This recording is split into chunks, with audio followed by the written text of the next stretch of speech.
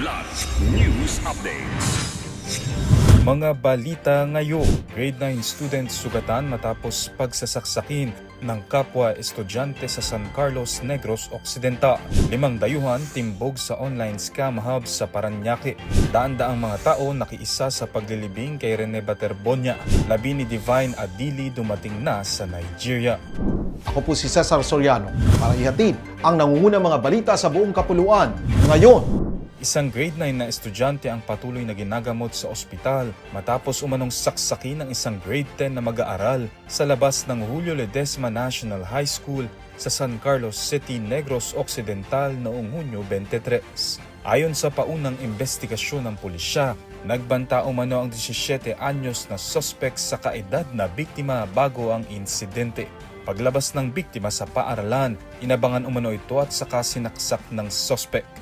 Agad na tumakas ang salarin habang isinugod naman sa ospital ang biktima upang mabigyan ng kaukulang lunas. Sa isang statement, sinabi ng School Division Office ng San Carlos City na nakikipag-ugnay na ito sa pamunuan ng eskwelahan, mga magulang at otoridad para sa investigasyon.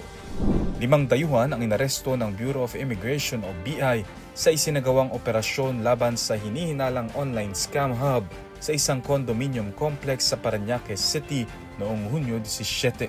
Kabilang sa mga naaresto ang isang Chinese national, isang Malaysian at 3 Burmese nationals. Isinagawa ang operasyon matapos makatanggap ng impormasyon ang mga otoridad tungkol sa umano'y love scam at cryptocurrency-related fraud activities sa lugar.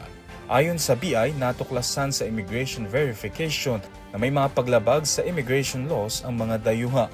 May impormasyon din na ginagamit umano ang gusali para sa illegal na online operations at may ilang manggagawa na hindi malayang makalabas. Dinala ang mga suspect sa tanggapan ng BI para sa dokumentasyon at processing bago ilipat sa detention facility habang hinihintay ang deportation at iba pang kaukulang immigration proceedings.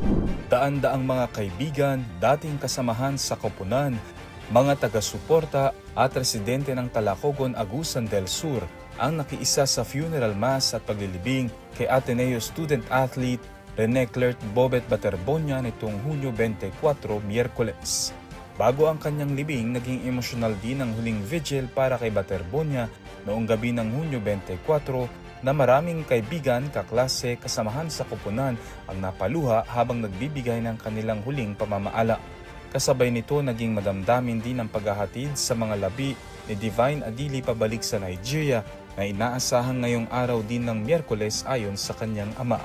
Hindi napigilang umiyak ng kanyang kaibigan at mahal sa buhay sa huling pagkakataong makasama ang 21 anyos na manlalaro.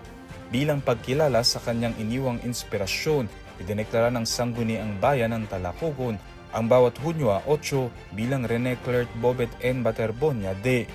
Matatanda ang nasawi sina Baterbonia at Adili matapos malunod sa isang team building activity ng Ateneo Blue Eagles sa Dipakulaw, Aurora noong Hunyo 8. Para sa Kidlat News Channel, ako si Renzel Lenon, nag-uulat. Ako po si Cesar Soriano, kasama nyo sa bawat pagputo ng balita.